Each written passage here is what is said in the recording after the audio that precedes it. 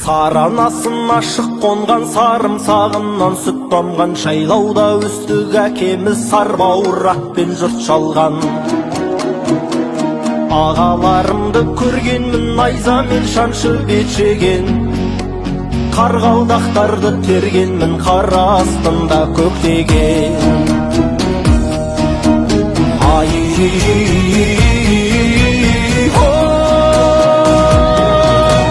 Тегіне тартып байырғы қанжардың жүзін қайырды. Бақанмен соққан анамыз баспалап келген аюды. Қасқырларын қасқайғыр жанарыммен жасқайғын.